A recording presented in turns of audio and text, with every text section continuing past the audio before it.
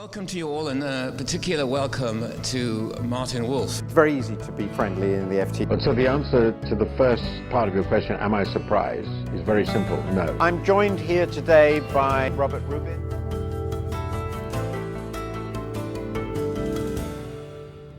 My name is Martin Wolf. I'm the Chief Economics Commentator for the Financial Times of London.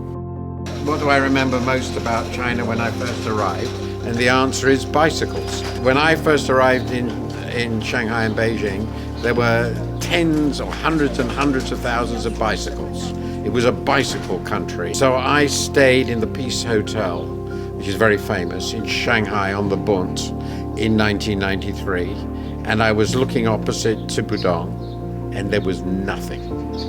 Nothing. It was just level. And I went back to there, 3 years later, and there were hundreds of huge skyscrapers. I'd never seen any building project like that in my entire life. A complete creation of a new city, essentially, in 2 or 3 years. That convinced me something extraordinary was happening here.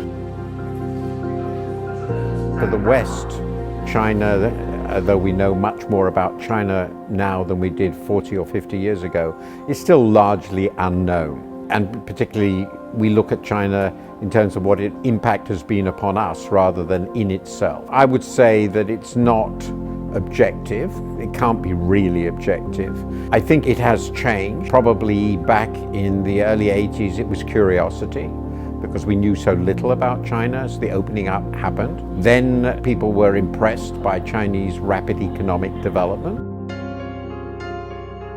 Well, I think the basic strategy of reform and opening up was correct. China took advantage of opportunities in the world economy. It possesses extraordinary human resources and an immense scale and an immense ability to organize. So if you combine China's human resources, very, very poor admittedly initially, but the nature of the Chinese people, their hard work, the savings and all the rest of it, and you open China to world economy, world trading opportunities, and world technological know-how, that's what happened. You combine the two, it's explosive.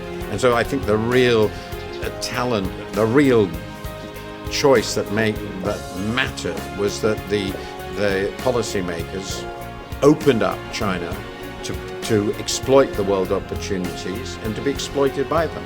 It's the combination of what China has to offer with what the world has to offer that made China's development possible. It seemed to me that if China's reforms were successful, it would be the biggest development story and the biggest economic and political story in my lifetime. And that's what it turned out to be.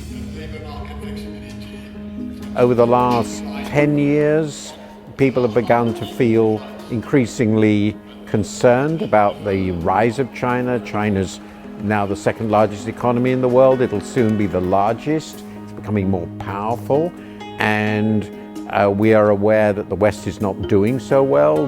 Our economic system is not doing so well. Our political system is not doing so well. The impact of China is now so great. It's become such a significant player in the world in so many ways. I don't think there's any way this could be avoided. China is now becoming so big and powerful that it has huge responsibility for the system as a whole, particularly when the US is behaving really pretty badly. And the US no longer wants to bear the old responsibilities. If we're going to preserve the open world economy, which benefited China so much, its opportunity to play a leading role. I think Mr. Xi recognizes this. One issue that does concern me is you are pushing the Belt and Road Initiative. So if China uses its immense capacity for building infrastructure efficiently, which is unique, in these neighboring countries, the countries on the Belt and Road, many of them poor, many of them with very limited capacities.